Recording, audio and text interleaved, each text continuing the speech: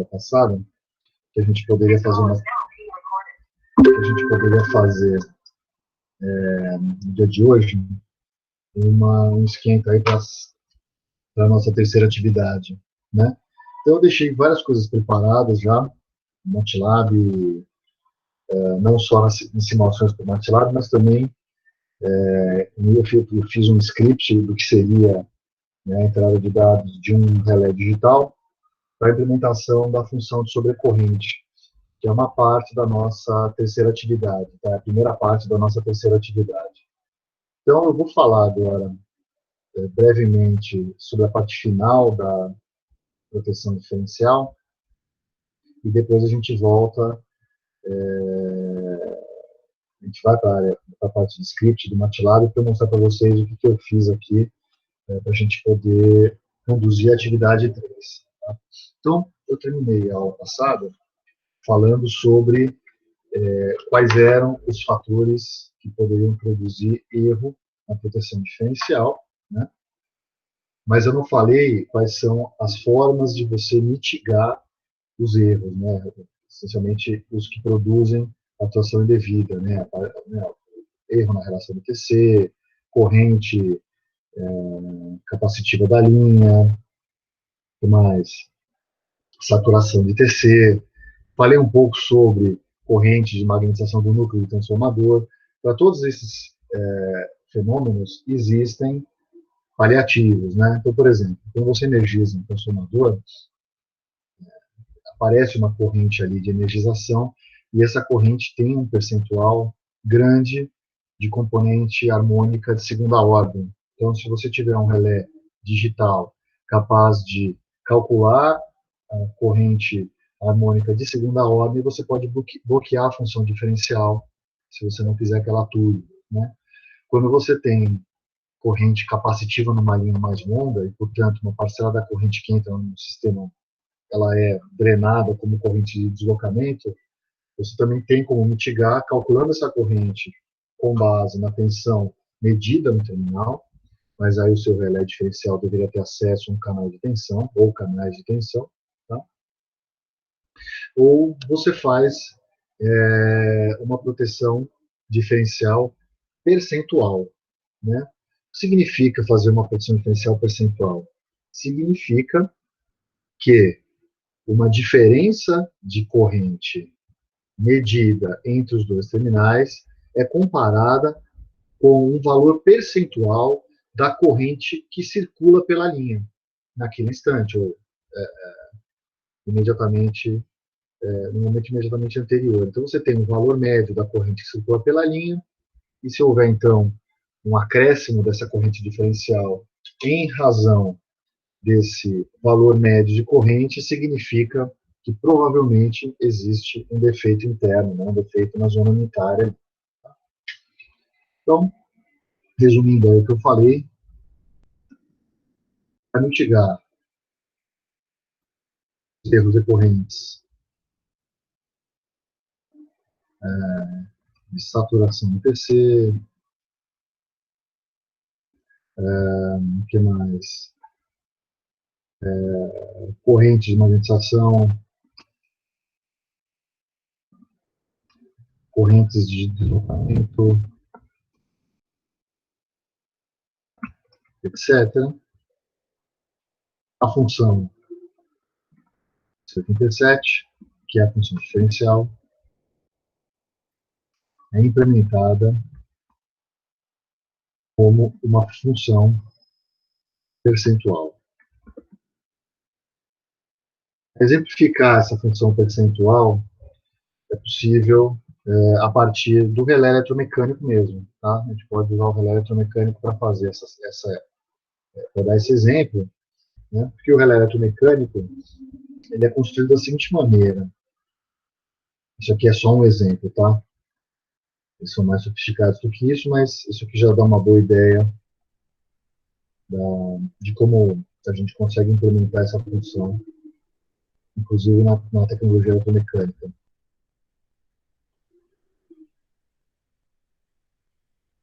O que eu estou desenhando aqui é um núcleo de material ferromagnético em U.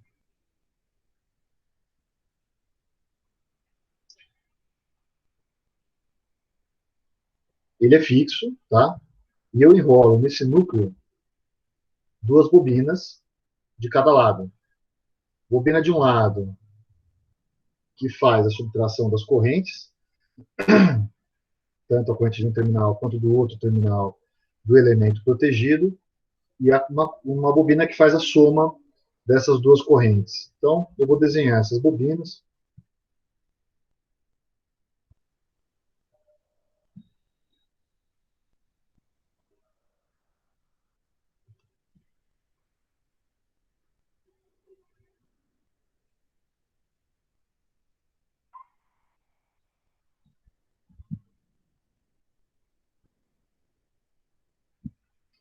Então, na bobina de cima, eu imponho corrente I1. Na bobina de baixo, eu imponho corrente 2 no sentido contrário. Né?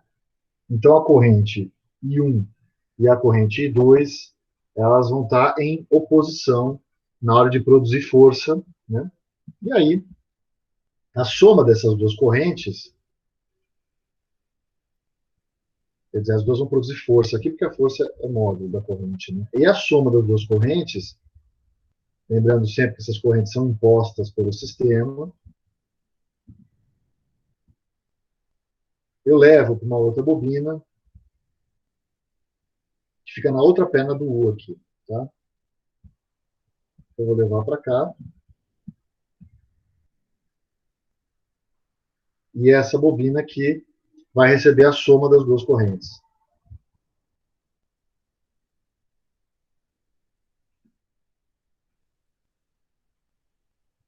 Claro que a força depende aí da quantidade de espiras, né? Mas o que eu vou ter aqui, como é a soma das duas correntes, é a corrente de operação, que é a que promove o sinal de tripe para o disjuntor. E aqui eu estou fazendo uma força contrária. Então, o efeito que eu tenho, né, dessas bobinas aqui é um efeito de restrição.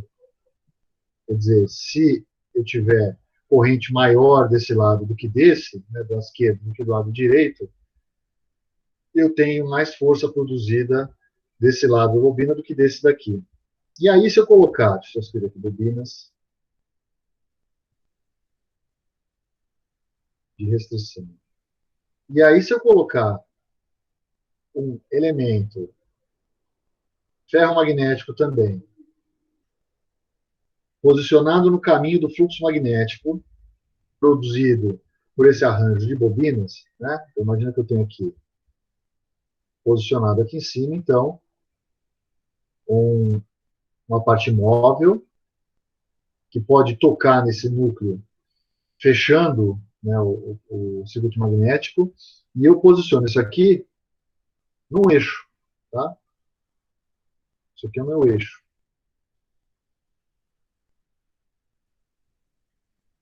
De modo que esse elemento aqui, ele está livre para se movimentar os dois sentidos aqui. Né? Se eu acoplar a esse material ferromagnético um contato,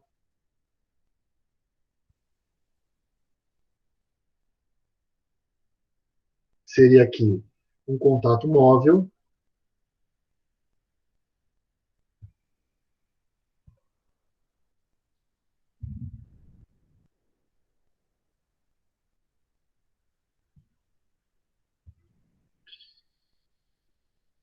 e eu colocar um contato fixo aqui no circuito de trip, seria aqui o meu contato de trip.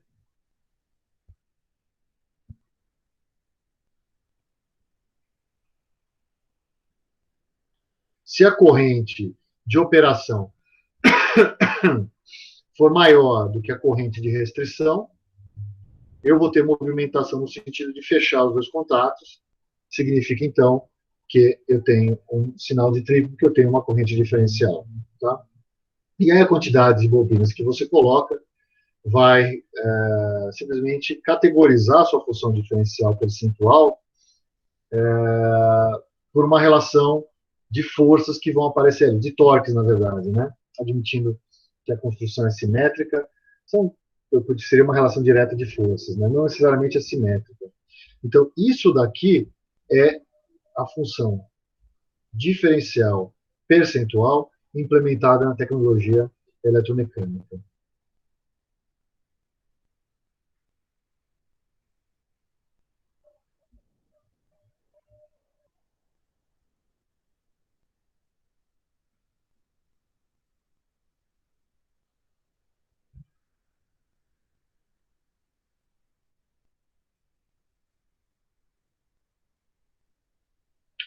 E aí o que acontece?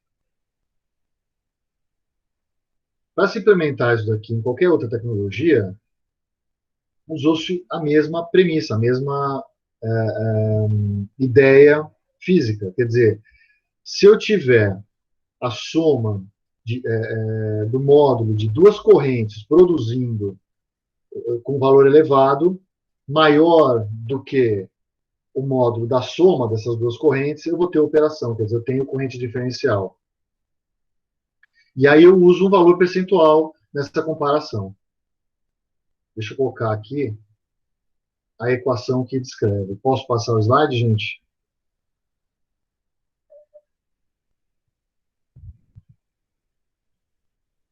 Ok?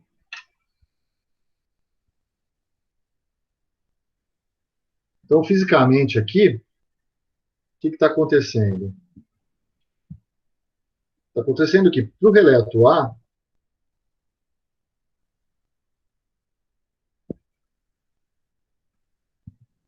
o torque de operação tem que ser maior do que o torque de restrição.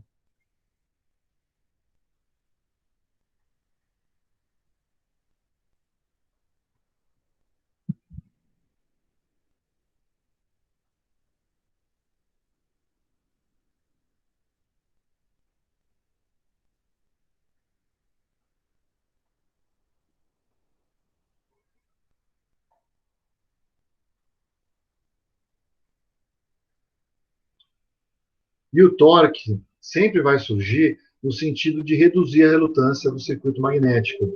Ou seja, ele depende do módulo da corrente. Então, o que eu estou falando aqui? Eu estou falando que o torque de operação tem que ser maior do que o torque de restrição. Em outras palavras,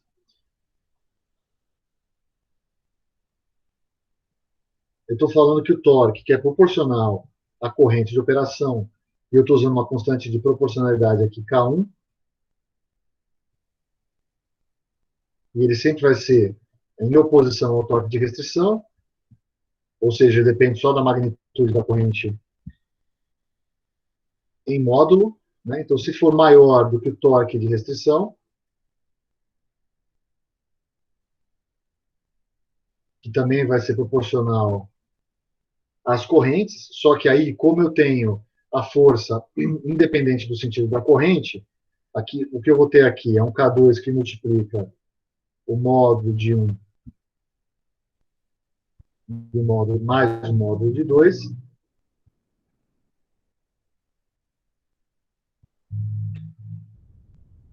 Eu vou ter o seguinte, que a corrente de operação, que eu estou fazendo a soma fasorial, porque eu estou ligando os dois pontos ali, aí, deixa eu escrever em função de 1 e 2.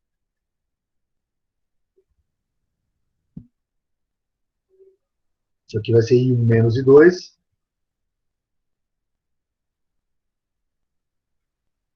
Ele vai ter que ser maior do que. E aí eu vou fazer só um mandrake aqui matemático, 2K2, já explico por quê, sobre K1.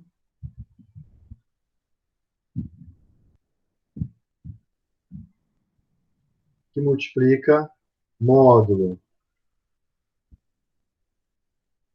de I1 mais módulo de I2 sobre 2.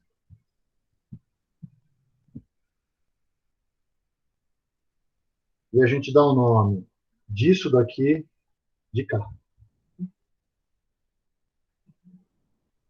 Por que se usa esse jeito de descrever a proteção diferencial? É porque aqui você tem um módulo, você tem a média das correntes que circulam. Então, o que vai acontecer aqui? Quando eu tenho uma operação normal, isso aqui é a corrente que circula pelos dois relés, em média. Então, se eu tiver um pequeno erro de relação de transformação do TC, se eu tiver um pouco de corrente capacitiva, né, isso tudo acaba sendo compensado por esse valor médio da corrente, tá? Do que simplesmente comparar com o valor absoluto. E a corrente de operação é a soma vetorial, né, a soma fasorial das duas correntes, que eu estou somando isso daqui quando eu faço essa ligação aqui na bobina, né? Eu tenho a soma de 1 menos de 2 aqui, que é o que vai para essa outra bobina de cá, que é a corrente de operação. Diferentemente do que acontece aqui. Tá? E o que significa isso? Significa o seguinte, que para o relé operar, aí eu vou ter uma característica de operação dada por um gráfico, onde eu posso desenhar no eixo Y a corrente de operação e no eixo X a corrente de restrição.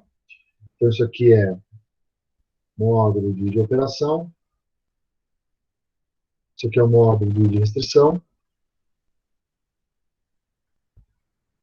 E aí eu tenho uma curva que deveria passar pelo zero, né, uma inclinação dada pelo fator K. Né? Posso escolher vários fatores K, inclusive. Bem, então eu tenho lá... Isso aqui não está em escala, hein, gente? 10% até 50% aqui. Detalhes importantes. Você sempre vai ter problema na região do zero aqui, né? Quando a corrente for muito pequena, porque o valor percentual de zero continua sendo zero. Então, você precisa tomar cuidado com isso daqui. Então, na origem aqui,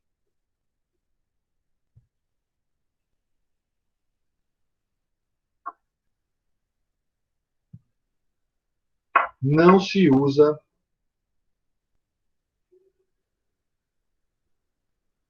a proteção diferencial percentual. Tá? Você admite que, na origem, o I de operação tem que ser maior do que um valor fixo. Tá? E fazer isso significa, dando um zoom nessa imagem aqui,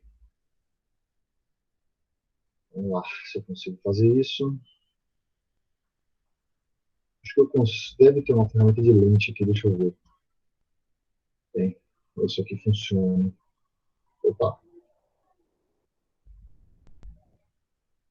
Será que eu consigo fazer alguma coisa com isso aqui? Significa que você traça um valor mínimo.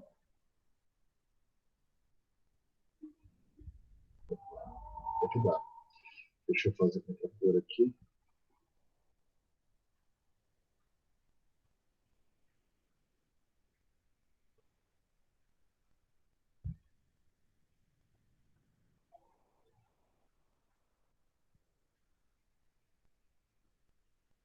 E aí você usa esse valor fixo aí, que é esse valor mínimo. Vou chamar de fixo aqui.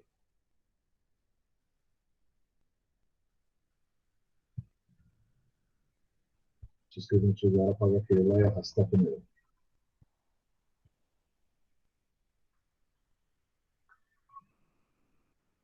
Tudo bem, pessoal? Então, abaixo desse valor fixo, se a corrente de operação estiver abaixo, atua. Se estiver acima, você verifica se é acima do fixo e se está acima da curva percentual. Tudo bem, pessoal? Significa isso? Né? Significa o seguinte, vou imaginar ali os 50%, ou seja, uma característica de 50%, significa que uma corrente passante, por exemplo, de restrição de 100 amperes, né, quer dizer, uma corrente média de 100 amperes, requer uma corrente de operação de 50 amperes para que o relé possa abrir. Tá? Então, quanto maior essa inclinação, maior tem que ser a corrente de operação. Tá? Então, isso aqui deixa a função diferencial mais sensível ou menos sensível. Só faltou aqui desenhar a seguinte coisa. A região de atuação é essa daqui, né? Essa aqui é a região de atuação. e a região azul, a região ok, e a região de não atuação. Aliás, eu vou deixar só a região de atuação aqui, porque senão eu vou confundir vocês, porque aqui a escolha da curva é um gol, né? Então, isso aqui é a atuação.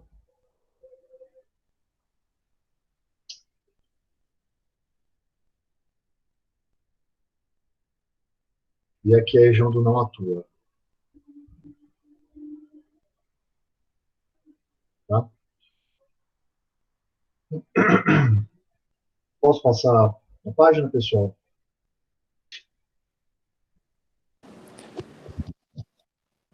Giovanni, você pode deixar a ampulheta um pouquinho mais para cima? Isso aqui? Para não atrapalhar de baixo, é isso? Isso. Ah, então copia e depois eu ponho de volta. Acho mais fácil. Deixa eu ver se eu consigo mover essas coisas aqui e eu posso botar ampulheta. Vantagem dessa luz é que você consegue fazer essas coisas. Né? Às vezes não consegue muito, não, porque é meio temperamental. Mas, na maioria das vezes, pronto. Agora se enxerga e a ampulheta pode ficar aí. Obrigado.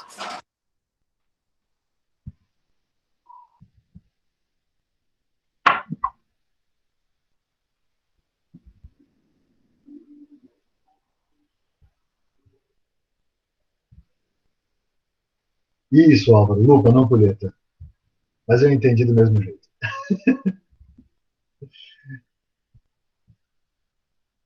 Vamos lá? Posso passar a página?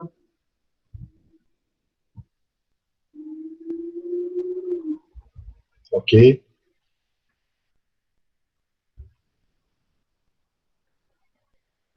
Nossa. Ela sobra, gente. Tudo bem. Não vamos dar. Bom,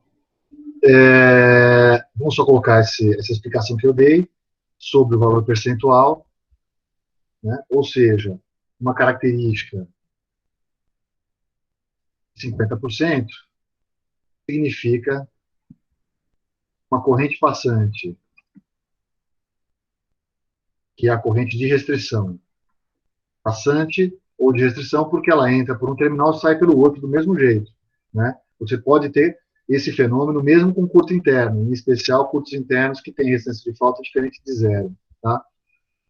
Então, 50% significa que uma corrente passante ou corrente de restrição de 100 amperes, isso aqui é um exemplo, tá? Que é uma corrente de operação de 50 amperes para que o relé atue. Nos relés digitais,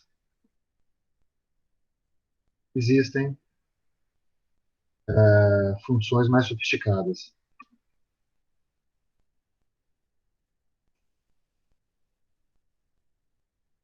Você tem aí perfis variáveis, tá? Você tem mais de uma inclinação da curva. Então, isso acontece em todos os fabricantes, tá? Então, teria aquela curva lá,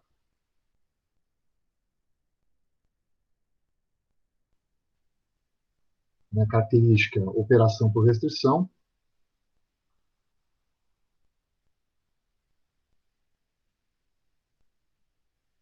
Eu teria um valor mínimo de operação, né, menor do que isso é o percentual de zero. Aí eu teria uma inclinação, você vê esse tipo de arranjo que se faz. E a partir de um determinado ponto, há uma outra inclinação. Então,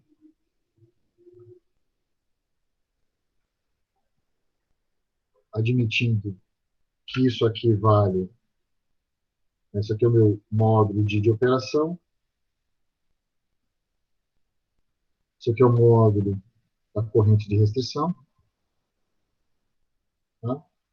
E aí eu consigo, aqui seria o I mínimo, ou seja, abaixo dessa corrente de operação nada acontece.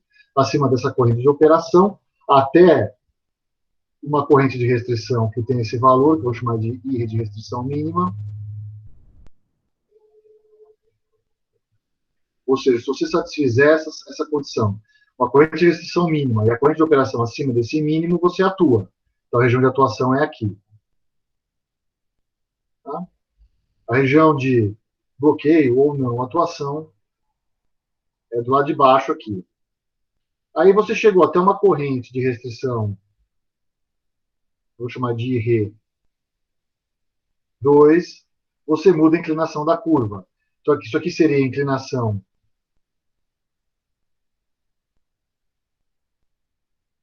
1, e isso aqui seria a inclinação 2.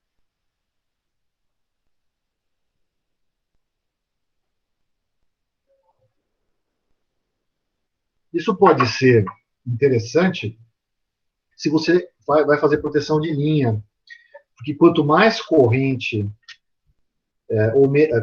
quanto mais corrente você tem, mais corrente de deslocamento você pode ter. Se bem que não é exatamente essa relação que tem, tá?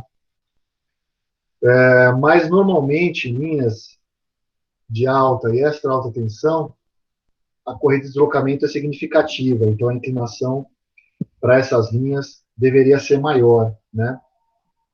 Só que para uma corrente de restrição pequena, talvez seja bom usar uma inclinação menor para tornar a proteção menos suscetível à falha de operação. Mas esse é um jeito de fazer, tá? Então, normalmente, em linhas longas, você tem uma inclinação maior, em linhas curtas, uma inclinação menor. Tá? Bom, o que eu tinha para falar da proteção direcional é isso daqui, da função de proteção direcional, ou função direcional, de uma forma genérica, né? E eu queria agora falar um pouco para vocês a respeito da nova atividade. Né? Quer dizer, eu tinha percebido já há algum tempo que eu repeti 2 vezes a atividade 1.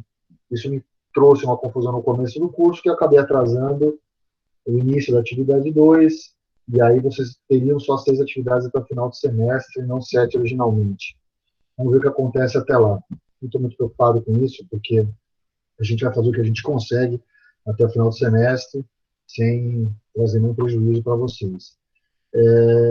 Mas eu queria já falar sobre o que eu estou esperando para as próximas atividades, né, o tipo de atividade que a gente vai desenvolver, tá? E como é que eu criei aqui um esqueleto, tá? De um script em MATLAB, que é um esqueleto, para que vocês consigam, então, colocar o trabalho de vocês, a atividade de vocês em cima desse esqueleto. Então, eu vou fazer o seguinte, eu vou abrir aqui eu acho que eu estou com isso aqui no Octave, deixa eu abrir no Octave, acho melhor, depois eu vou para o MATLAB para mostrar o que eu estou fazendo aqui.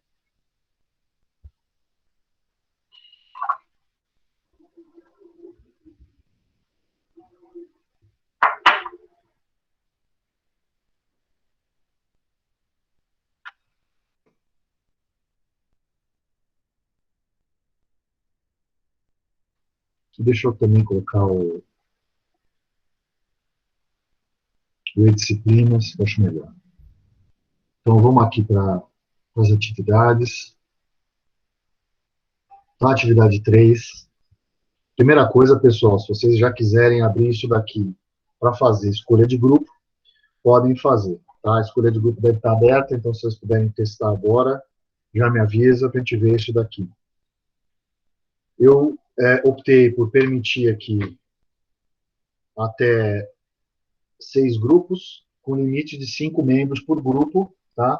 Nós somos, acho que, 28 matriculados. Isso aqui dá a possibilidade de ter 30 pessoas. Então, já dividam-se em grupos e comecem a preencher isso daqui, tá? Bom, primeira parte é essa. Vou dar um tempinho para vocês.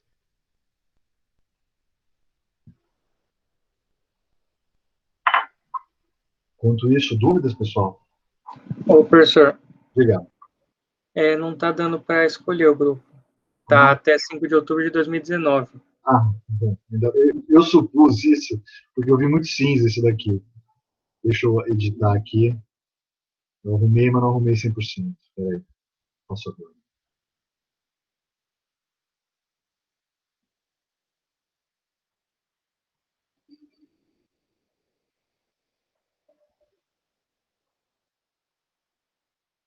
Ah, arrumei só o início, o depara. O para, eu botei antes do D e o sistema primeiro.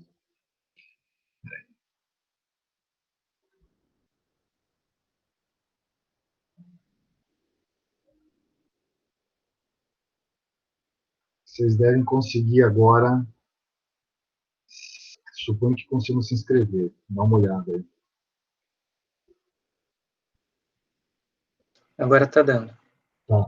Então, pessoal, peço que vocês combinem aí, se inscrevam nesses grupos, tá? Eu permiti alguma mobilidade no grupo.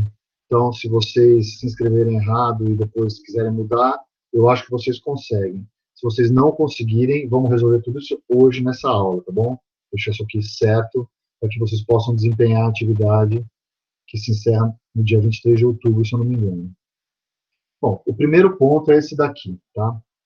O segundo ponto é que eu optei por usar uma ferramenta do Moodle que permite que vocês submetam o script que vocês vão desenvolver aqui mesmo, e testar o script dentro do próprio Moodle, tá? Eu não fiz ainda nenhum teste disso, para saber o quanto ele funciona. Eu acabei pegando um how-to que a professora Viviane fez, os alunos dela, para o semestre passado, e funcionou bem, tá? Então, eu acredito que vocês vão conseguir submeter aqui. A vantagem é que fica tudo interno ao ambiente, eu consigo simular as coisas aqui dentro, eu acho que não vai ter muito problema para isso. Eu já estou vislumbrando um problema que é que são os dados de entrada do arquivo do que vocês vão precisar. Mas eu tenho um workaround para isso daí, eu vou testar e depois eu mostro para vocês como é que faz. Mas é possível, se eu não me engano, criar uma função no MATLAB, deixar no final do script, chamar essa função no script principal, e essa função tem os dados que vocês vão simular. Tá? Eu fiz uns scripts de esqueleto usando umas simulações que eu tenho no ATP, tá? Mas não dizem respeito a um caso real de simulação, eu não consegui finalizar isso até a aula de hoje. Eu estava fazendo tudo isso pela manhã e acabei não terminando, embora eu já tenha aqui uma simulação no Simulink pronta para fazer um curto-circuito uma rede radial de distribuição. Tá?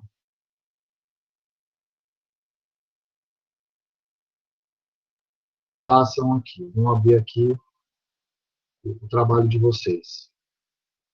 Depois eu vou abrir o meu script para vocês olharem e para ver como é que vai funcionar isso daí. Então, eu quero que vocês desenvolvam. Professor, só uma coisa que eu não entendi. Você quer que a gente forme os grupos agora, durante a aula? Era bom formar durante a aula. Já decidi, se troca aí as mensagens por WhatsApp, eu vejo os grupos como é que estão mais ou menos, e se tiver alguma troca de grupo para fazer, eu faço hoje mesmo. Tudo bem? Tá, beleza. Então, qual que é a atividade que eu quero que vocês desenvolvam aqui? Deixa eu arrastar isso aqui para cá para poder ler. Então, eu quero que vocês façam uma função sobre a corrente temporizada, a função ANSI 51, tá? Ela não é tempo definido, é temporizada por meio de curvas, usando script em Octave ou MATLAB, tá? Eu vou mostrar para vocês um esqueleto que eu fiz e vocês vão, a partir desse esqueleto, tá bom? Eu vou dar, inclusive, dicas para vocês, para que vocês consigam fazer essa função operar mais rapidamente, por exemplo, tá? Esse esqueleto é só um V0 para vocês não começarem com nada em mãos. Essa função tem que ser implementada considerando os seguintes requisitos. É como se vocês estivessem entregando um IED para mim, tá?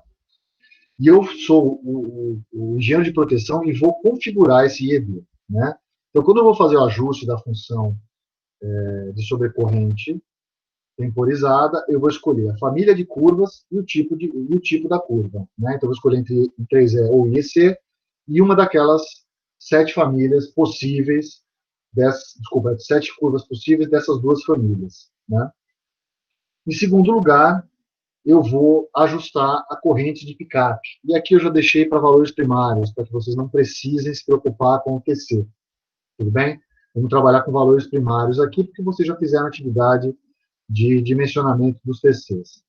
E, por último, eu vou escolher o multiplicador de tempo da curva. Então, vocês precisam entregar uma função que tem uma interface com o usuário, seja ela qual for, pode ser uma pergunta que vai aparecer no Command Window do MATLAB, pode ser um ajuste próprio no arquivo de texto que eu vou ler. Tá? Então, vocês vão especificar isso daqui, se é um arquivo de texto de entrada, ou se vai ser um input do MATLAB, o que vocês acharem mais conveniente, mas vocês precisam implementar, porque é como se eu fosse usar essa função como se eu fosse um engenheiro de proteção. Tá? Bom, olhando internamente ao IED, vocês estão virtualizando um IED. Esse IED é trifásico, diferentemente de um relé sobrecorrente que vocês vão instalar numa subestação, que é um relé sobrecorrente por fase. Tá? Então, ele é um IED trifásico, ou seja, ele vai ter 3 canais de entrada de corrente, e a gente vai trabalhar com essas 3 correntes. Então, como ele é um IED trifásico, ele tem uma capacidade de memória limitada. Então, se eu entregar para vocês um caso de simulação que tem 100 ciclos, né, o IED ele não vai guardar esses 100 ciclos. Hoje em dia é mais fácil você ter IEDs que têm capacidade de armazenar uma quantidade grande de ciclos. Né? Antigamente era menos, hoje em dia você tem memória de estado sólido, então isso pode estar dentro do IED sem muito problema, né? Sem muito custo adicional. Antigamente isso era mais complicado. Mas eu quero que vocês implementem um buffer circular. Eu tenho um buffer circular implementado em um formato que eu criei sem pensar muito. Buffer circular normalmente se implementa com o ponteiro olhando para a posição de memória. E você simplesmente incrementa o ponteiro. Né? Então, anda o ponteiro e a memória fica parada lá. Você não fica realocando a amostra ou mudando a amostra de posição. Tá? O buffer circular, quem anda é o ponteiro. Eu fiz uma coisa similar a isso, tudo bem? Mas não é o jeito mais inteligente de se fazer, porque eu não estou olhando. O meu ponteiro não é um endereço de memória. Tá? O meu ponteiro é um número que está olhando para um vetor, e esse sim está ocupando uma posição de memória fixa. Mas tudo bem, tá? Isso é só um jeito de implementar. Acontece que o buffer de vocês, ele tem que ter valor, o tamanho dele tem que ser configurável. Isso é muito comum em IED, porque você pode ter um IED que tem entrada de tensão e você está usando só para fazer sobrecorrente. E aí ele tem, na verdade, uma capacidade de armazenagem que é dada em valor total. Então, ele pode armazenar, sei lá, 60 ciclos de 7 canais de entrada, sendo 3 tensões e 4 correntes. Só que quando você vai fazer a sobrecorrente, e não vai usar canal de tensão, você pode pegar aqueles 3 canais, aquelas 3 memórias que eram destinadas para os 3 canais de tensão, e incorporar nos 4 canais de corrente. Então, você consegue aumentar um pouco a capacidade daquele IED de armazenar informação. Tá? Então, o que vocês vão fazer para mim? Vocês vão construir um buffer circular que tenha uma capacidade de armazenagem configurável e que seja um múltiplo de um número de ciclos, um número inteiro de ciclos. Tá? Por que eu estou pedindo um número inteiro de ciclos? Porque se você tem uma frequência de amostragem fixa, você sabe quantas amostras você precisa para armazenar em um ciclo. Se eu te desse um tamanho de memória fixo, você precisaria desprezar um percentual dessa memória em função do número de amostras por ciclo, e aí a vida de você se complica ainda mais. Tá? Então, se alguém tiver a brilhante ideia de fazer desse jeito e fizer corretamente, parabéns, tá? Merece até uns pontinhos extras, né? Mas eu não estou exigindo que seja feito desse jeito. A frequência de amostragem tem que ser configurável, porém múltipla inteira de 960 Hz. Então, por exemplo, por que eu pedi isso daqui? Porque você tem IED que permite isso. Ele tem uma frequência de amostragem máxima, que está relacionada com a capacidade de processamento dele, mas você pode operar com frequências de amostragem menores. Tudo bem? Eu vou fazer a simulação de modo a garantir que vocês vão receber um arquivo como se fosse o sinal analógico, que vocês vão ter que fazer o tratamento de sinais, que seja um múltiplo de 960 Hz bem grande. Tá? E aí vocês vão trabalhar com esse múltiplo e vão decimar ele depois. Tá? Por que eu estou pedindo múltiplo inteiro de 960 Hz? Para vocês não terem que fazer a reamostragem do sinal. Né? Se eu não me engano, vocês não têm isso a disciplina do Pellini, não tem isso em nenhuma outra disciplina da Poli, que são as técnicas de resample digital, como é que você faz a reamostragem do sinal digitalmente. Não é uma coisa simples, e usar o filtro de resample do MATLAB é uma grande bobagem, porque ele é não causal. Ele admite que você já tem o buffer inteiro armazenado, e aí ele posiciona a janela desse buffer de um jeito que não pressupõe causalidade. Isso significa que é como se você observasse um sinal de corrente depois que tudo aconteceu, né? E o relé não funciona desse jeito, tudo bem? Então, o que eu fiz? Eu estou gerando uma simulação em que a frequência, em que o tempo de integração, o período de integração, ele vai ser inversamente proporcional a essa frequência de 960 Hz. Só que num passo de integração muito pequenininho, que vai dar uma frequência de integração bem maior que 960 Hz. Tá? 960 Hz é 16 nanometros por segundo. E eu quero um trip individual por fase. Tudo bem? Bom, falta ainda entregar para vocês o arquivo de teste. Tá? Deixa eu mostrar para vocês, antes de seguir para o meu script aqui, o meu esqueleto de script que eu fiz para vocês. Deixa eu abrir aqui o Simulink que eu fiz. Tá? Peraí, não é esse cara aqui, é esse outro aqui. Estão enxergando isso aqui, pessoal? Opa.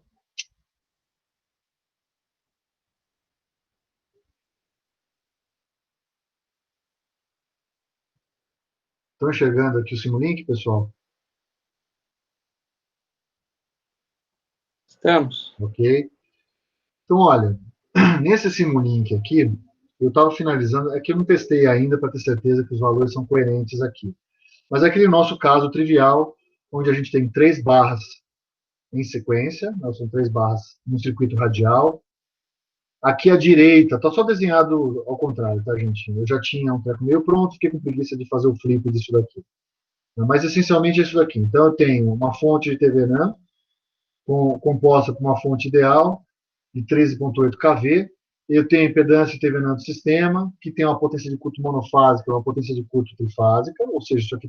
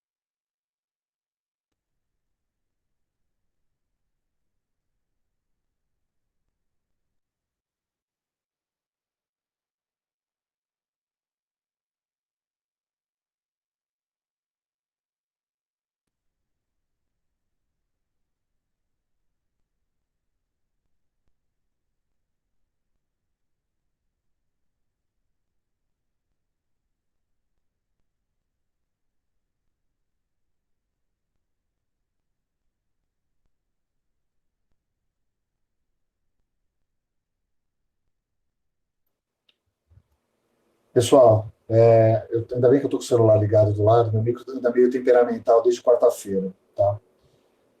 Então é o seguinte, deixa eu só explicar para vocês. Vou finalizar a explicação do MATLAB, depois eu vou, enquanto meu micro rebuta aqui, depois eu vou para o Octave mostrar o script, tá?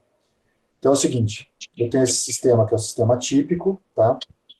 Esse sistema é igual ao que vocês fizeram, então a gente vai fazer eu vou fazer as simulações dos curtos-circuitos aí, vou entregar essas simulações para vocês, tá? Não vou contar para vocês aonde aconteceu o curto-circuito, vocês vão implementar os IEDs nas 3 barras, vão fazer o ajuste para as 3 barras, então eu vou fornecer para vocês as potências de curto e as correntes de carga, tudo bem? E aí, vocês vão me entregar as respostas das funções de proteção. Tudo bem, pessoal?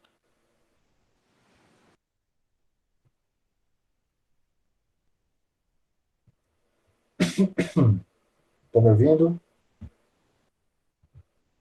Sim. Ok.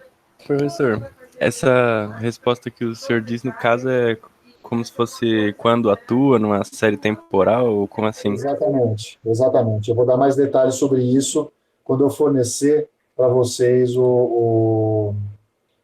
os dados das simulações, tá? Então eu vou fornecer Tá bom. alguns casos para vocês, e aí vocês vão ter esses casos, vocês vão ter que fazer uma linha do tempo para mim, tá? Esse é o principal. E aí vocês me dizem quem atuou e quando atuou nessa linha do tempo, tá bom?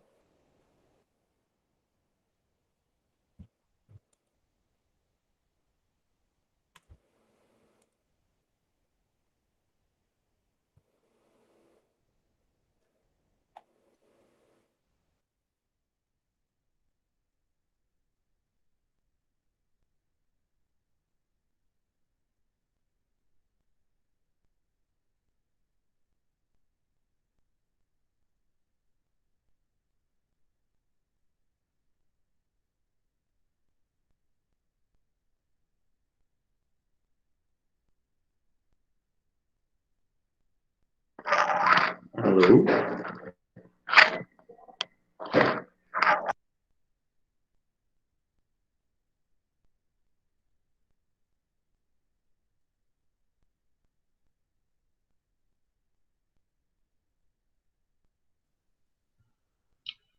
Oi, pessoal, estão me ouvindo? Ok, valeu, gente, obrigado. O pessoal da Google fez questão de mudar o Google Meet. O meu micro, que é velhinho, está sofrendo.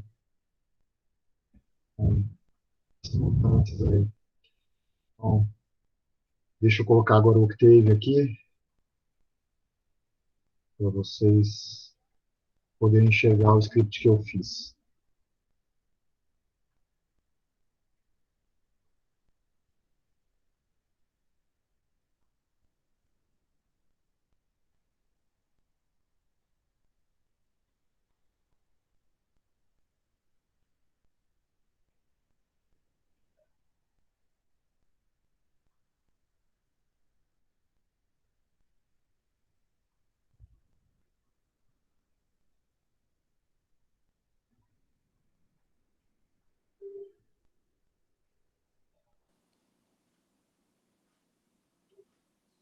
Professor, Oi, tem como abrir mais um grupo?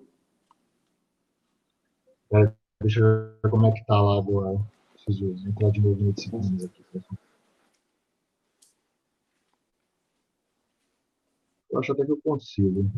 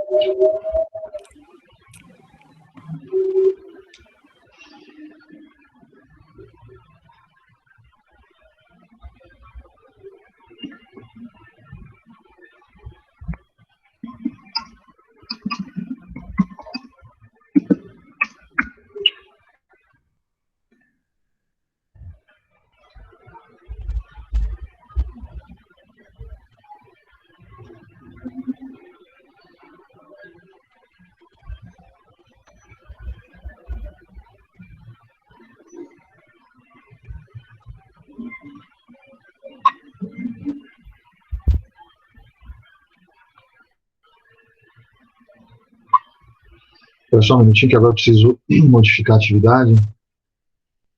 Agora que eu adicionei o grupo.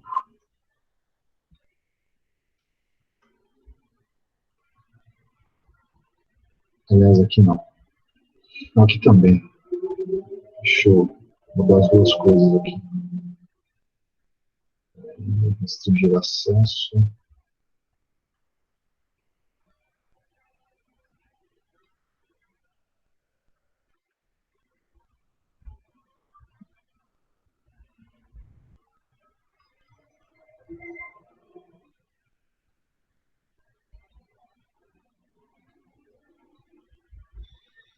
Deixa eu mudar duas atividades aqui, eu já libero para vocês. Espera só um pouquinho.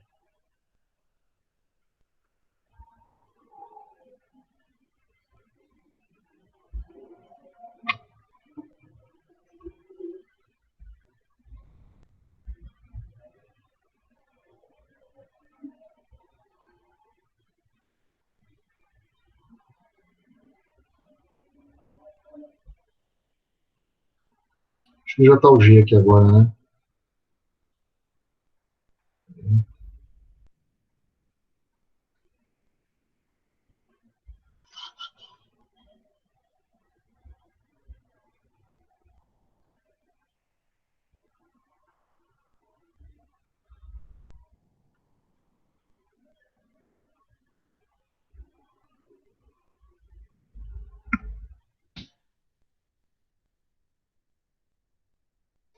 Agora tem um grupo G, tá?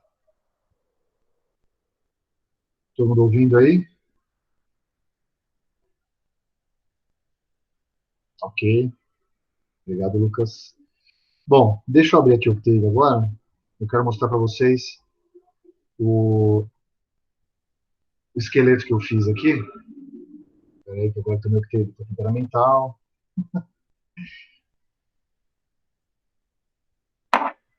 Só um pouquinho, gente. O Felipe acabou de rebutar e ele fica pensando na vida. Pronto.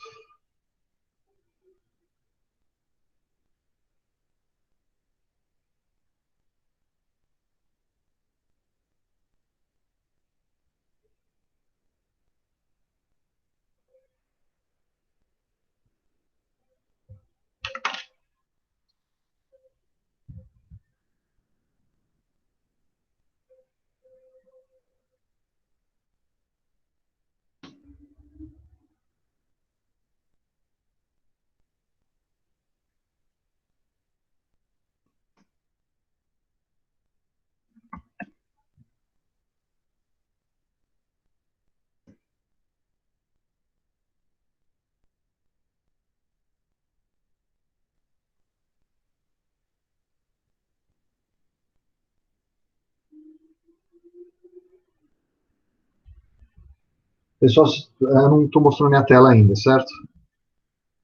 Eu preciso mostrar minha tela aqui. Pronto. Beleza.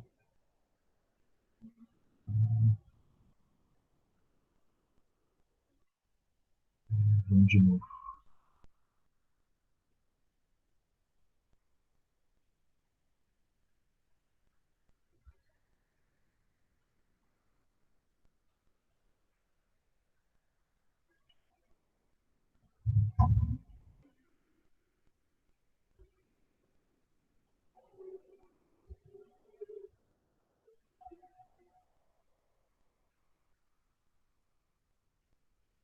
Isso aí, pessoal. Apareceu, não sei se apareceu na tela ou isso. Estão vendo minha tela aí, gente? Sim. Ok. Então, deixa eu mostrar para vocês como é que eu fiz esse esqueletão aqui, tá? Vamos lá. Primeira coisa, MATLAB que teve, qualquer coisa do gênero, que roda em script, você precisa limpar um pouco o comando de Windows antes, tá? Então, tem que rodar um clear all aqui, senão você vai dançar, tá? Close all para fechar qualquer gráfico, se você tiver aberto o gráfico. Você poderia dar um F close all se tivesse algum ponteiro aberto aqui, tá? Para ponteiros abertos. A gente esquece, e aí você não consegue nem mexer no arquivo. Aqui é para gráficos abertos. E aqui é para variáveis no Command Window. Isso aqui roda em MATLAB, roda em Octave, tá? Então, quem quiser MATLAB, usa MATLAB, quem quiser Octave, usa Octave, tanto faz, tá? Bom, aí o que eu vou passar para vocês é um arquivo .m, tá? Que vai ter um formato que eu vou explicar para vocês. Esse arquivo .m aqui é um arquivo meu de simulação, tudo bem?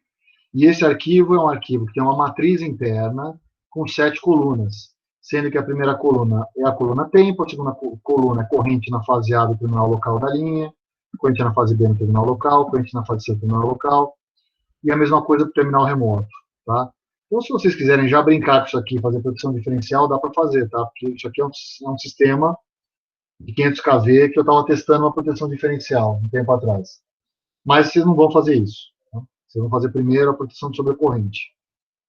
Isso aqui é só para mostrar para vocês como é que funciona o relé e o que eu quero que vocês me entreguem. Tá? Então, essa parte de entrada aqui de vocês vai mudar com o caso que eu vou passar. Tá? É isso aqui que vocês vão ter que ajustar quando eu passar um caso novo. Aí vai ter a configuração do relé de proteção. O que significa essa configuração? Significa definir qual é a frequência da rede, porque o relé pode ser usado em 50 ou 60 Hz, escolher o número de amostras por ciclo, e a frequência de amostragem, então, vai ser um múltiplo, né? Vai ser o número de amostras por ciclo vezes a frequência do ciclo da fundamental, nesse caso é 60 Hz, tá? E o período de amostragem é o inverso disso. Eu montei um buffer circular, e aqui esse buffer eu posso ajustar diretamente aqui no script, tá? Então, esse meu buffer circular tem 4 ciclos de simulação, tá bom? O tamanho do buffer em número de amostras vai ser o número de amostras por ciclo vezes o número de ciclos. Esse é o tamanho do buffer que eu tenho aqui. E eu preciso inicializar as variáveis do meu IED, que não são essas variáveis aqui. Isso aqui é o meu sinal de entrada, tá? Estou admitindo que esse sinal de entrada ele vem e vem sequencialmente. Eu estou mostrando esse sinal, tá bom? Então, primeira coisa isso daqui. Vamos separar o que é o caso de simulação do que é o relé de proteção, tá? Bom, na sequência, eu estou montando meu IED, tá? Meu IED, minha proteção centralizada, o que for. Então, deixa eu abrir aqui o OpenBoard para a gente lembrar disso aqui. Queria até pegar, eu vou refazer o desenho. Deixa eu pegar só o documento que a gente estava.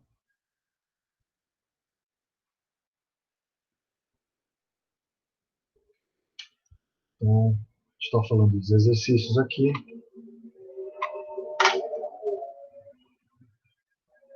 Atividade 3, né? Atividade 3.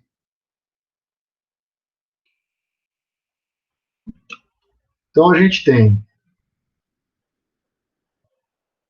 no IED, né, a entrada analógica aqui. A entrada analógica do IED, vocês não vão simular. Vocês vão simular a parte de processamento de sinais para frente, admitindo que o sinal já foi amostrado e filtrado.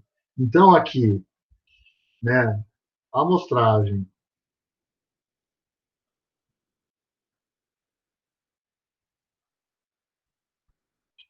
aliás, antes o filtro analógico, né? O filtro analógico mais a amostragem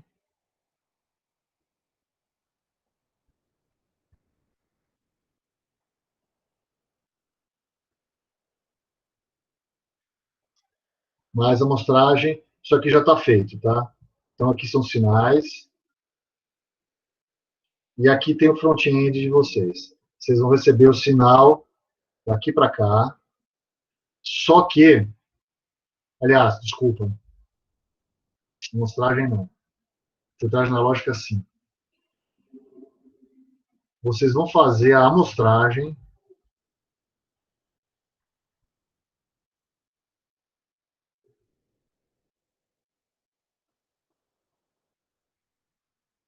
mais o processamento. Tá? Então, voltando aqui ao... Voltando aqui ao nosso script. Eu já fiz a filtragem analógica, tá? Então, no Octave, vocês precisam carregar a biblioteca que faz processamento de sinais. Então, o jeito de carregar a biblioteca é pkg load signal, tá? No MATLAB, você precisa tirar essa linha daí, senão dá pau, tá? Eu admiti que a frequência máxima da banda de passagem é de 90 Hz, ele vai cortar a harmônica a partir da harmônica de ordem 8, porque eu estou usando filtro, eu estou usando uma frequência de amostragem de 16 amostras por ciclo, tá? E a atenuação acima dessa harmônica é de 40 dB, tá? Aí eu projetei um filtro usando a própria função do Octave, a função do MATLAB é igualzinha, justamente para isso, a frequência da faixa de passagem 90 Hz, estou filtrando a harmônica de ordem 8, aqui eu vou deixar a frequência do sistema para ficar bem genérico esse filtro, vou usar o F aqui, tá? Em vez de 60, mas eu estou filtrando de 480 Hz para cima. Então eu vou ter uma atenuação de 0,1 dB, né, na faixa de passagem e atenuação de 40 dB na faixa de rejeição, tá? É isso que eu estou fazendo. E aí eu estou filtrando, estou gerando os coeficientes do filtro aqui e vou filtrar os sinais de corrente no terminal local e no terminal remoto. Faltou, pessoal, aqui eu acabei fazendo uma coisa errada. Né? Isso aqui vem para cá. Aqui. Depois, eu tenho configurações sobre o sistema de amostragem, configurações sobre as funções de proteção. A gente vai começar com a função de sobrecorrente. Aí eu vou fazer a filtragem analógica do sinal. Aí isso vem para cá. Então,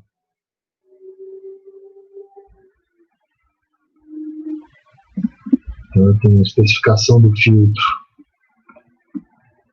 de entrada do IED e depois vem a filtragem do sinal. O que vocês devem ter tido com o Pellini? Certo? Entendendo, pessoal?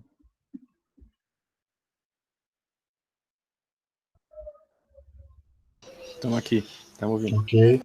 Então, isso aqui vocês devem ter tido com o Pellini, projeto de filtro e tal. Mas isso aqui não vai mudar muito, não, porque... Não, até que muda um pouquinho, vai. O ATP, se você roda, ele vai te entregar frequências que respeitam o critério de Nyquist. Então, se você fizer uma simulação com um período de integração muito pequenininho, ele vai te entregar altas frequências que devem ser filtradas, senão vão trazer impacto aí no cálculo das componentes por meio da transformada discreta de Fourier. Porém, a gente pode não usar a transformada discreta de Fourier para o cálculo de sobrecorrente, tá? Depois eu volto nisso daí. Aí eu vou fazer a reamostragem do sinal, por último aqui, tá? Então, meu 4.3 aqui. A reamostragem é simplesmente uma decimação, tá? Porque inclusive eu pedi para vocês escolherem a frequência de amostragem múltipla inteira de 960 Hz. Pode ser até 1, né? Pode ser 16 amostras por ciclo, como eu fiz aqui. Esse sinal original, ele tem 32 amostras por ciclo, e eu estou reamostrando para 16 amostras por ciclo. Então, eu estou pegando o sinal de 2 em 2. Para pegar de 2 em 2, o que eu fiz aqui? Eu estou andando o sinal todo, dele, até o tamanho todo dele, e eu fiz um mod 2. Aqui o resto dessa conta retorna 1. Né? A operação mod faz isso. Então, quando o álcool é par ou quando o álcool é ímpar, o resultado do mod é 0 ou 1. Se for par é 0, se for ímpar é 1. Então, ele vai pegar as amostras 1, 3, 5, 7, 9 do sinal e a LF. Por que eu estou fazendo isso? Porque esse sinal tem 32 amostras por ciclo, e eu estou decimando para 16 amostras por ciclo, tá? –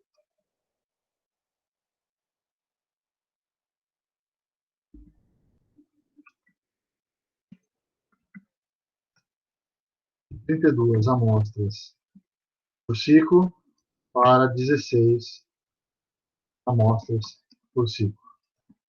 Quando se faz a reamostragem, você usa uma técnica chamada zero padding. E aí, o que você faz? você acha o mínimo múltiplo comum entre a frequência original e a frequência que você deseja fazer o resample. Aí você enche de zeros o sinal original entre as amostras consecutivas do sinal original, para dar um número total de amostras desse mínimo múltiplo comum, e depois você escolhe as amostras que você quer. Se você simplesmente fizer isso, você vai encher de altas frequências do sinal. Então, a técnica de zero padding, além de fazer isso daí, passa um filtro passa-baixa no sinal. Tá? Como eu estou pedindo para você passar o filtro passa-baixa antes, basta, e eu estou sintonizando esse filtro passa-baixa para 16 amostras por ciclo, respeitando o critério de Nyquist, aqui seria, na verdade, aqui seria NA sobre 2, tá? Se eu deixar bem genérico aqui. Vou deixar para respeitar o critério de Nyquist. Mas você pode filtrar mais, se você quiser, tá? Não precisa respeitar exclusivamente o critério de Nyquist. E aí, você pode pegar uma a cada N amostras, mas tem que ser um múltiplo inteiro, entendeu? Então, ainda assim, pode dar problema. Então, se alguém quiser descobrir como é que faz, procura como é que a função resample do MATLAB, tem toda a explicação da função resample no help do MATLAB, ou pega qualquer livro de processamento digital de sinais e procura a técnica chamada zero padding. É o que o pessoal usa, tá? Só que eu falei, o resample do MATLAB é não causal. Então, você não vai conseguir o mesmo resultado que esse daqui, porque ele desloca o sinal no tempo. E aí vocês vão descobrir, vai dar uns erros estranhos na simulação de vocês. Eu estou gerando um sinal de tempo que é sintético aqui. Tá? E esse sinal de tempo é o quê? Ele tem a ver com a frequência de amostragem do relé. Cada amostra nova que vem, eu ando o período de amostragem. Tá? No relé real, o que você conhece é o período de amostragem, e se esse relé for um relé ligado na rede básica do sistema elétrico, você sabe qual que é a estampa de tempo da amostra, porque ele é sincronizado por GPS. Tá? Então, você tem lá um sinal de sincronismo de tempo, que vem dos satélites GPS, e aí você põe aqui o TA numa referência de tempo vinda externamente. Tá? É que eu estou sintetizando o sinal de tempo.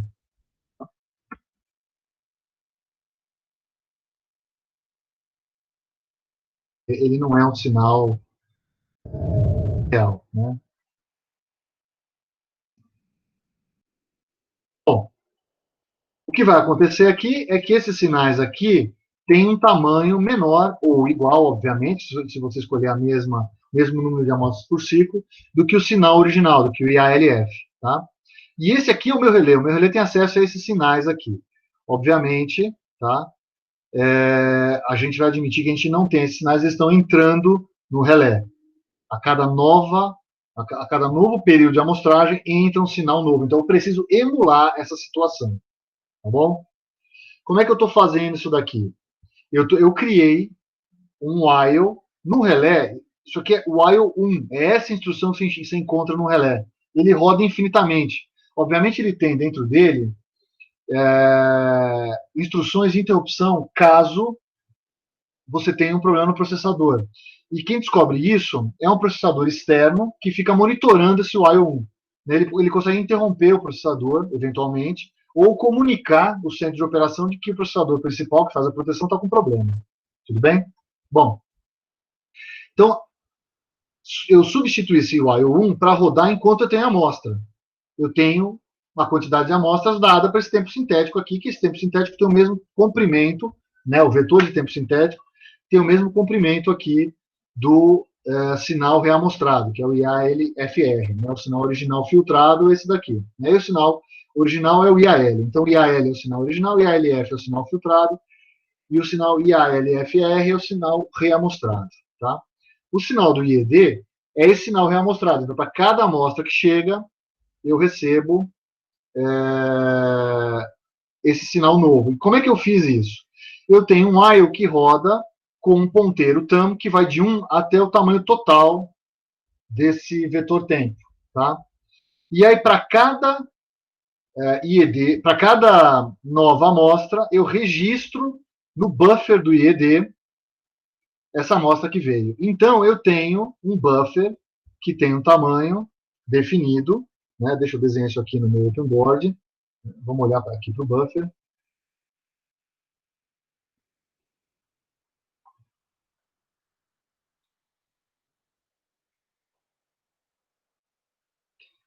Então, a posição, o buffer está aqui, né? Vou imaginar. Deixa eu fazer aqui.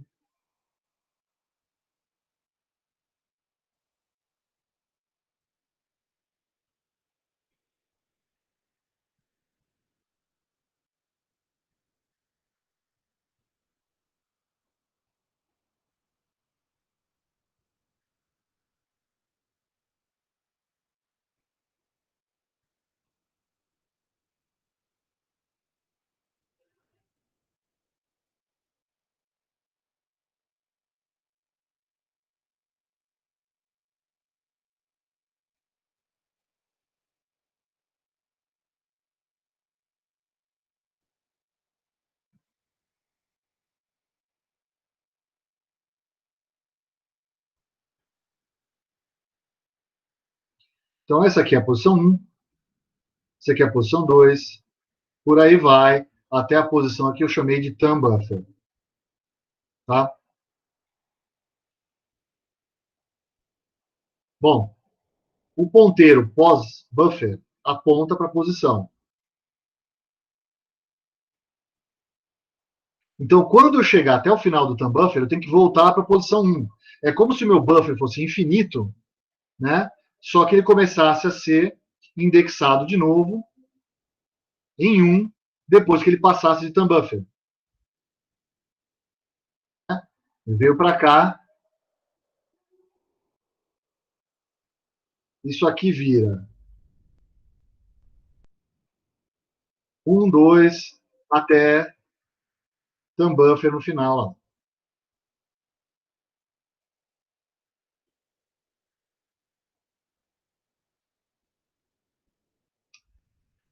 Então, toda vez que o pós-buffer chega no thumb buffer, ele vira 1. Tá? Então, isso aqui é a indexação do meu buffer. Esses caras aqui.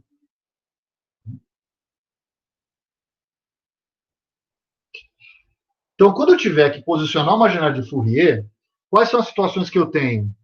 As situações que eu tenho são posicionar a janela de Fourier inteiramente, aliás, eu nem falei por que eu estava usando Fourier, mas inteiramente aqui, com N a amostras,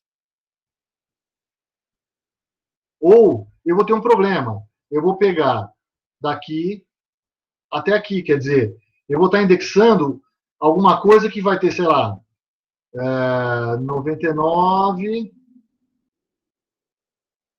98, 99, 99, 100, 1, 2, 3, entendeu? Quer dizer, o meu índice vai ficar tudo bagunçado aqui. Tá? Então, o cuidado que eu tomei foi justamente para resolver esse problema aqui de mudar o pós-buffer de thumb buffer para 1, né? Imaginando aqui que thumb buffer, nesse exemplo aqui, o thumb buffer é 100, tá? E eu tive essa preocupação, por quê? Eu já antecipei isso, mas é porque eu usei Fourier para calcular o valor da amplitude do sinal. Então, vamos voltar para cá. Então, vamos lá. Estou com o pós-buffer, começa em 1, obviamente. Enquanto ele não é menor do que o tamanho dele, eu vou simplesmente atualizando a amostra, certo? E aí eu estou calculando o valor das correntes para poder usar essa corrente e injetar essa corrente na equação que descreve a função de sobrecorrente, certo? Aquela função de sobrecorrente usa o valor em módulo da corrente. Então, eu não posso usar o valor instantâneo, tenho que usar o valor em módulo. Qual foi a minha ideia? Vou usar a transformada discreta de Fourier para calcular o valor dessa corrente e colocar esse valor de corrente na minha função de sobrecorrente para saber qual é o meu tempo de atuação. Tudo bem? Bom, acontece que, como é que se faz o cálculo de Fourier? Se faz da seguinte forma. Isso aqui também, quando vocês aprendem o filtro de Fourier não causal. Tá? Em proteção não dá para ser não causal. Deixa eu ver se está aqui. Não.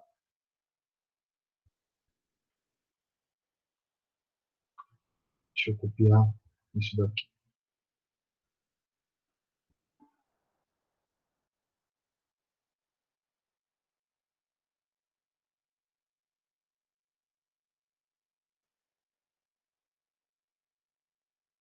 Eu vou imaginar isso aqui, esquece, isso aqui não é buffer, tá? Isso aqui é minha janela de Fourier.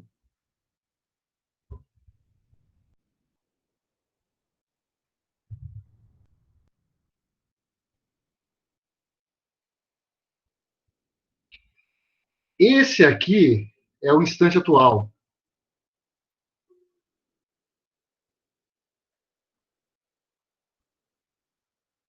Tudo o resto é passado. Imagina o relé mostrou a amostra no instante K, o que ele tem no buffer é passado da vida dele. É a mesma coisa, né, que eu imaginar um sinal de corrente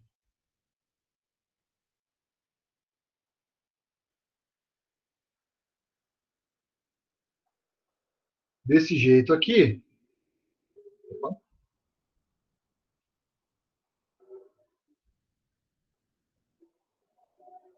E eu estou mostrando ele exatamente nesse ponto aqui, ó. Esse é meu instante K. Eu não sei o que acontece com a corrente para frente. Para eu fazer o cálculo do valor dessa corrente fasorial, eu preciso posicionar, claro, se eu usar a transformada discreta de Fourier de um ciclo, eu preciso posicionar uma janela olhando exatamente para um ciclo do meu sinal. Existem outras formas de calcular? Existem. Existem formas de calcular com meio ciclo? Também existem. Existe Fourier de meio ciclo. Tá? Por que eu estou falando para vocês usarem Fourier de um ciclo? Porque ele é mais preciso que o de meio ciclo, ele é menos imune à componente exponencial amortecida. Tá? Então, você está aqui, né, na Késima amostra, a amostra mais antiga, quem que é? K, usando a minha nomenclatura do MATLAB, menos NA, que é o número de amostras por ciclo, mais 1. Isso aqui me dá uma janela com NA amostras. Tudo bem?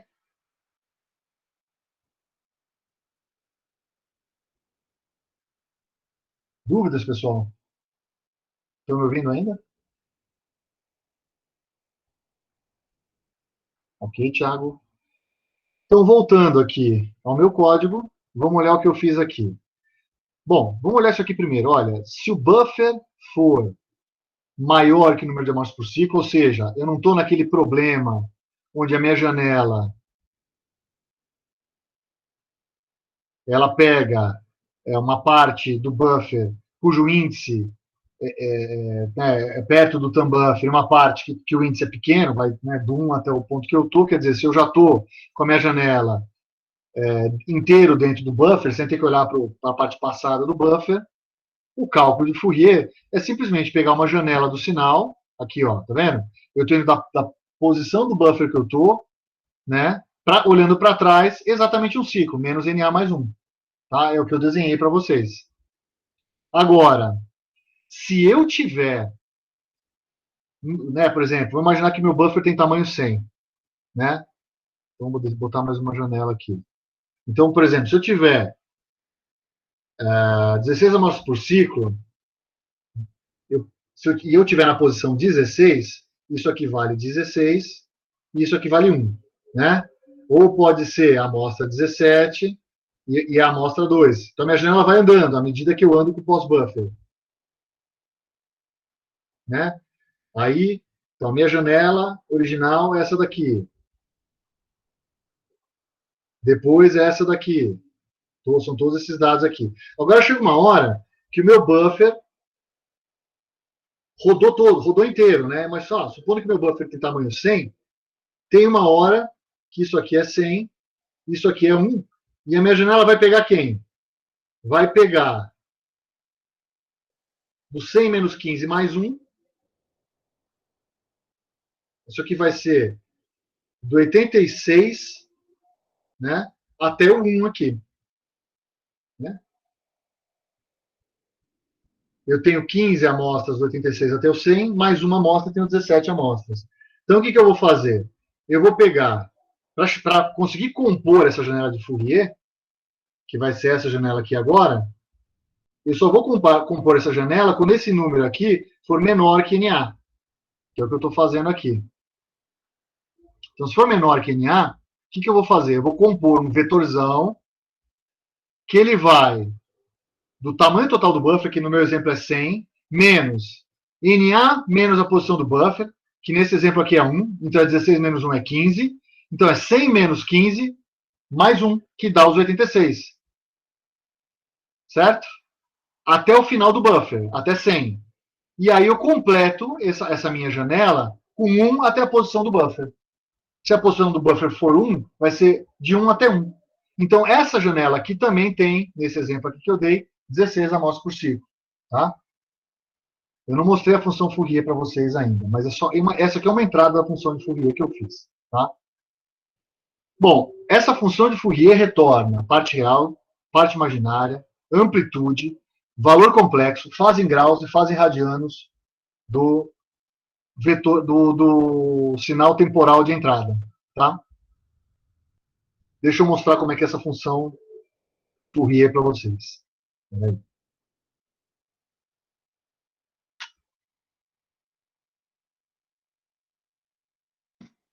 Essa função de Fourier tem aqui o help dela, como é que ela funciona. O que ela vai retornar aqui? Parte real e parte imaginária, que é o cálculo de Fourier. É raiz quadrada de 1 sobre o número de amostras por ciclo, vezes a somatória de 1 até o número de amostras por ciclo, da késima amostra, vezes o cosseno 2π sobre n, vezes seno menos 2π sobre n. Faltou vezes...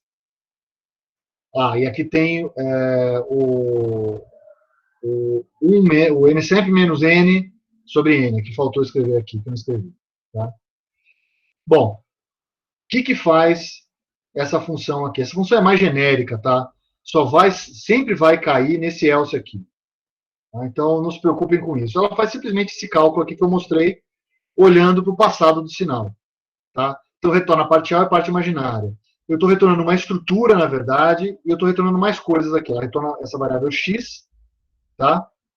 Ela faz o cálculo aqui da parte real e da parte imaginária, retorna não só a parte real quanto a parte imaginária, mas retorna também magnitude, fase em radianos, fase em graus, e o valor em número complexo desse sinal aqui. Tudo bem, pessoal? Faltou colocar o θ aqui, vezes o aux menos 1, tá? Então, aqui, eu teria que colocar aqui o n, aqui, 2π vezes n sobre n, vezes n sobre n, tá? E aí, eu forneço, na saída dessa função, um valor só de x. Qual que é esse valor de x aqui? É o valor do fasor de x nesse ponto aqui, ó. Tá? Então, aqui, eu vou fornecer, imaginar que isso aqui é o meu x de k, eu vou fornecer o vetor x na posição k, tá? É isso que essa função vai fornecer. Tudo bem? Acontece que, se eu estou produzindo um buffer, eu também vou armazenar os valores fasoriais nesse buffer aqui. É o que eu estou fazendo, tá? Então, esse ALF é o valor de Fourier, ou seja, parte real, parte imaginária, amplitude, número complexo, fase em graus, fase em radianos, desse cara aqui que é o sinal temporal, tá? O buffer de corrente do sinal temporal da fase A. Uma coisa para os demais.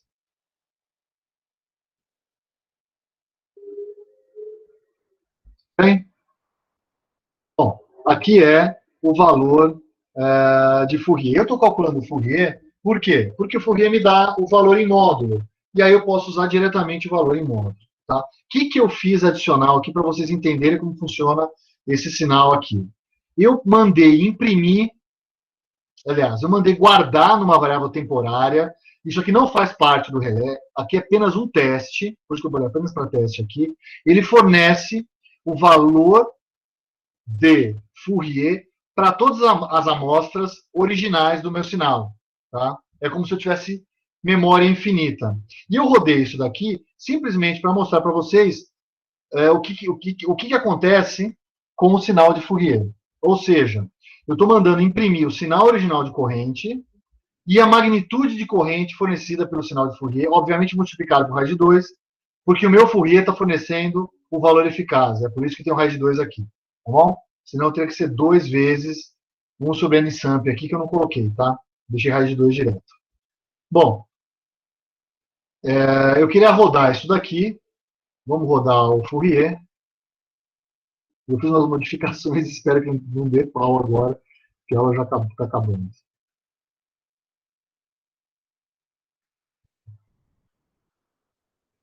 Então, olha só o que eu quero que vocês vejam aqui, pessoal.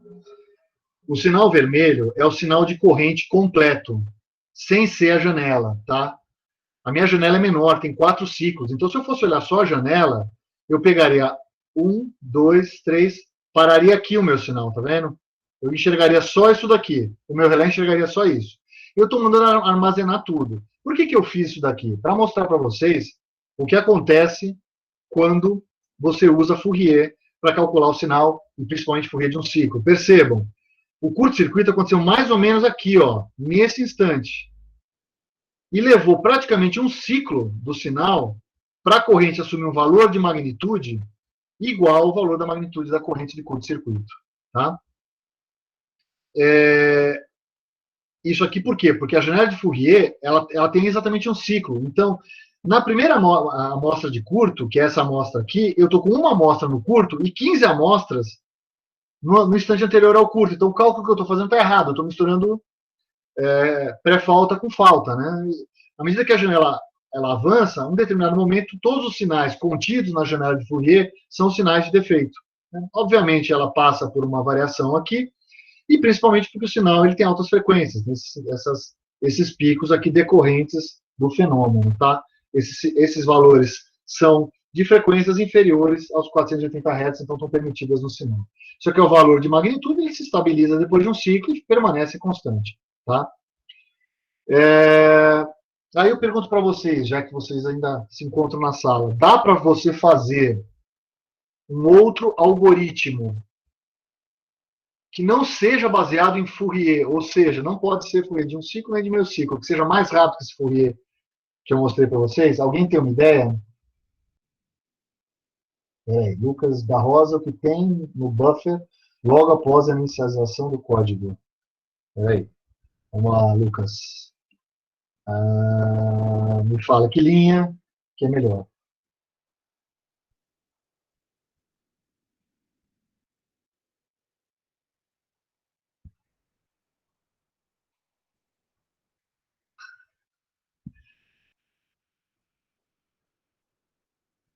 Tá bom.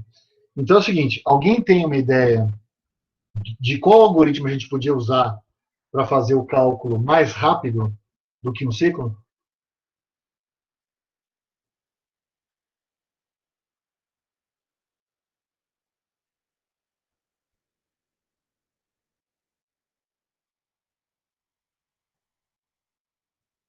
Tá? Eu vou conduzir essa resposta, mas não vou responder hoje não. Tá? Deixar vocês pensando a respeito disso.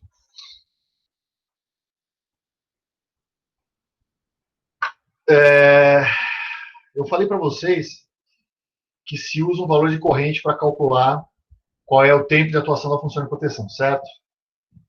Esse valor de corrente, eu falei que era a magnitude, certo?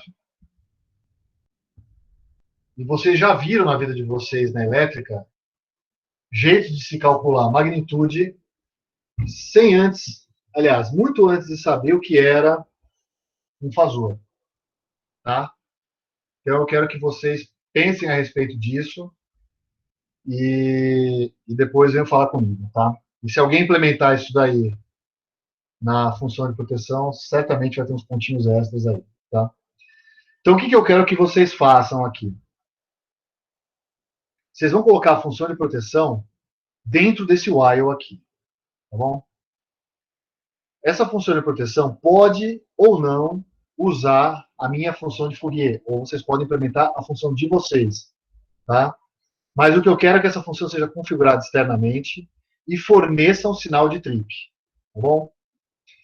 Bom, acontece que vocês precisam armazenar um instante de ocorrência do trip, e o trip precisa ser uma variável do tipo let, ou seja, na hora que foi para 1, não pode ir para 0. Tá bom?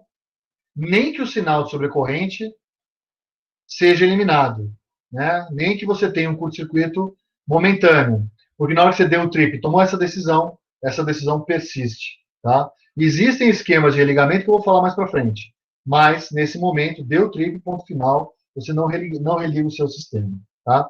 Então, o primeiro critério é esse.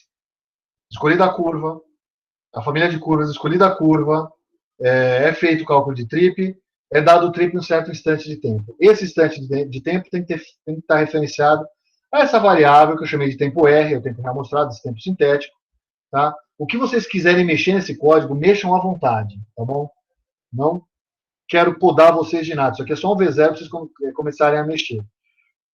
Podem mexer com os sinais que eu passei para vocês, porque esses sinais têm curto-circuito, não dá para vocês brincarem com isso daí já. E são sinais, a única coisa é que esses sinais aqui são sinais secundários de um TC de 1200 para 5, tá? Ok, Adriano, se vocês precisarem, por favor, entrem em contato comigo aí, tá? O TC ele tem uma razão de 1200 para 5, e os sinais que vocês têm são sinais secundários. Então tomem cuidado com isso daí. O que mais? É isso que vocês vão precisar me fornecer. E eu tenho a expectativa, gente, de rodar o código de vocês com sinais que eu vou criar, além daqueles que eu vou passar para vocês testarem, tá bom? Porque eu vou fazer... A minha ideia era pegar a próxima aula que a gente tem aí de bate-papo e tal, não segunda-feira, que eu antecipei. Deixa eu pegar aqui o nosso plano aula-aula. Tinha mais algumas aulas aí de bate-papo e etc., que eu achava legal, talvez, usar para fazer isso daqui também, tá? Que seria... Aí. Então, isso aqui já foi feito. Seria semana do dia 26, para fazer uns testes, umas brincadeiras aí. Eu passo para vocês sinais diferentes e vocês fornecem o tempo de trip, esse tipo de coisa, para a gente ver se alguém conseguiu ser mais rápido, se todo mundo está acertando, esse tipo de coisa.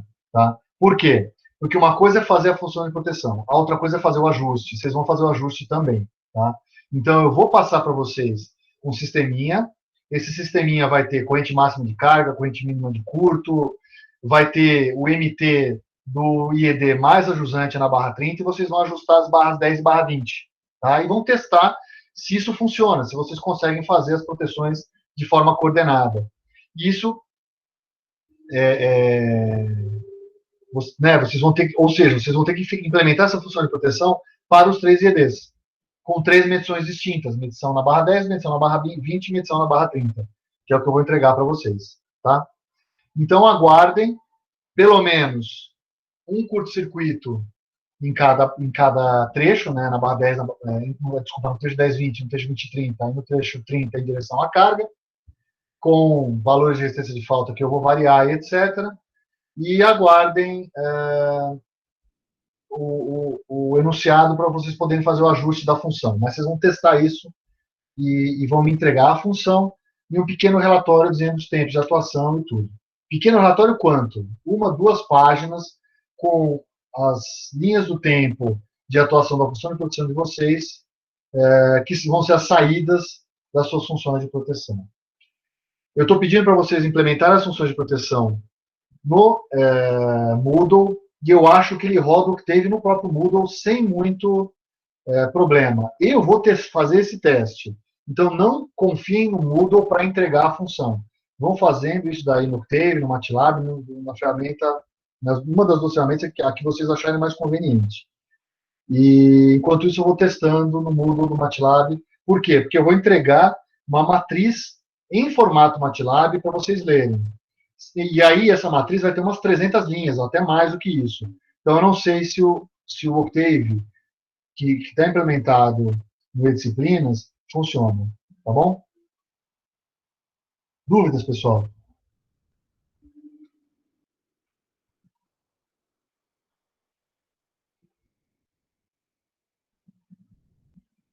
Dúvidas? Estão me ouvindo ainda?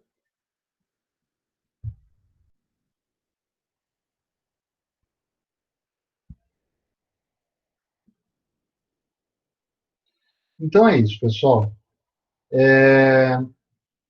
O que vocês precisarem, me perguntem por e-mail. Com relação aos diálogos, né, eu não coloquei diálogo ainda na atividade 2. Teve alguém que me perguntou, se foi o Rodrigo. Não sei se não tem diálogo ou se o diálogo já fechou. Você podia... qual das duas coisas é, Rodrigo? Enquanto isso eu vou abrindo aqui para ver se eu acho o diálogo. Se eu coloquei ou não me lembro se eu coloquei. Tá, eu coloquei o diálogo sim. Tá, o diálogo ele está disponível até dia 4 de outubro. Aí ele fecha. Para eu responder esse diálogo, eu preciso abrir de novo, tá? Então, o que eu vou fazer? Eu vou responder para todo mundo, porque se eu não fizer uma espécie de sincronismo nas minhas respostas, vai ficar muito confusa essa discussão. E são 6 atividades, tá? Então, eu queria tentar minimizar essa confusão na discussão, tá?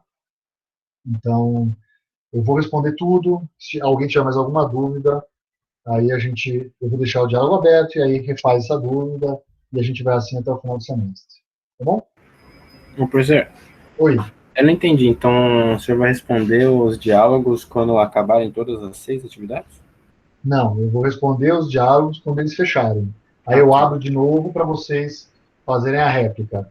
Tá? Eu não vou ficar fazendo muita réplica e tréplica não, tá? Porque senão esse negócio fica infinito. Mas eu vou ouvir vocês nas suas melhores argumentações. Tá bom? Tá bom. Mas então, o diálogo inicial, o pedido de revisão é até dia 4, tá? Domingo. Isso, até dia 4 faço o pedido de revisão, tá? E aí eu abro de novo depois para quem pediu a revisão. Eu vou abrir de novo para todo mundo, né? Eu vou responder e aí eu vejo o que acontece, tá? Não tem muito o que fazer, tá? Quer dizer, vamos manobrando as coisas aí, até porque essa ferramenta, o que ela permite é isso. Abrir e fechar e responder o diálogo. Então, eu respondo, né? Vou abrir, vou responder, aí eu vou deixar aberto um tempo para ter uma réplica, tá? E a gente vai fazendo desse jeito. Não tem nada muito travado não, gente. Não tem nem como, né? Estamos numa distância. Não dá para resolver isso aqui numa conversa em sala de aula. Então, vai ter que ser assim mesmo. E na pior das hipóteses, se tiver alguma discussão adicional, a gente pode até marcar pessoalmente. Marca um horário, a gente se encontra via Google Meet e conversa individualmente. Isso também não tem problema nenhum. Tá bom? Perguntaram sobre a atividade 1 no chat. Sim. Mas a atividade 1 eu não fiz a revisão ainda, gente. O Álvaro está pedindo faz tempo para eu entregar o script. Entregaria. Aliás, a atividade 1 eu não coloquei diálogo, né? É isso, Álvaro? Pode ser, tá. Eu esqueci de colocar o diálogo. Deixa eu adicionar aqui um diálogo. É isso mesmo. Peraí. Eu vou adicionar o diálogo e deixo por mais um tempo aí para vocês. Eu deixo até sexta que vem. Espera um pouquinho. Estou fazendo isso agora, gente.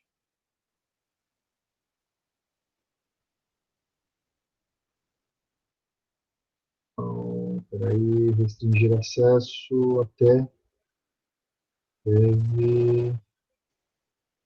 sexta que vem, é dia 9, certo? Deixa até domingo, vai, que é dia 11. Se bem que a gente não tem aula dia 12, né? Deixa até sexta, então. Então ficaria 9 mais 7, 16. É por isso. 1, 2, 3. Eu vou deixar até dia 15, às 23h59, que aí dia 16 a gente pode conversar. Pessoal, tem uma outra pergunta para fazer para vocês. Eu tinha falado para vocês para fazer uma aula a respeito do histórico da eletrificação moderna. Não sei se alguns de vocês já viram isso. Eu andei fazendo vários anos seguidos. Foi uma iniciativa de um aluno da produção. Depois isso acabou perdurando por um tempo. E eu gosto de fazer. Eu acho que é uma aula legal. E aí tem meus alunos de pós, da disciplina de proteção, que tem aula de quarta-feira à tarde. E aí ficaria ruim a gente marcar num horário normal. Os alunos da minha disciplina de pós sugeriram que eu escolhesse uma quinta-feira à noite. O que vocês acham disso? Tem alguém afim? Que aí eu marco, se tiver uma quantidade razoável de gente afim, né, de vocês aí, eu marco numa quinta-noite e eu consigo juntar tanto a turma de pós-graduação quanto vocês. É mais ou menos, talvez 1 hora, 40 minutos de apresentação. Ah, professor, por mim pode ser qualquer dia à noite ou sábado de manhã. Eu tenho interesse, sim. Tá. O Felipe, você pode organizar isso para mim?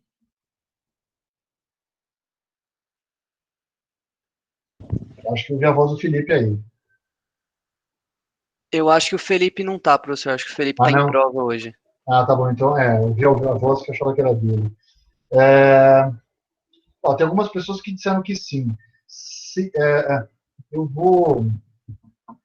O que eu faço? Não, a quinta de provas não vai rolar, que é semana que vem. Né? Não, é para a turma a minha turma de pós é uma quinta-feira qualquer. Eu vou mandar um e-mail para o Felipe e vou pedir para ele fazer uma enquete com vocês. Tá? Eu preferia que fosse quinta. Deu uma diferença grande da turma de pós-graduação para quinta-feira à noite, ou seja, ele deve estar com o horário mais tranquilo. Então, seria bom que fosse de quinta. Eu vou falar com o Felipe, vou pedir para ele perguntar para vocês quem estava disposto a assistir quinta-feira, tá? E aí eu tento marcar uma quinta-feira que vocês não tenham prova, e aí eu faço uma apresentaçãozinha aí, tá bom? Acho que era isso, pessoal. Da minha parte era isso, deixa eu parar a gravação. Diga.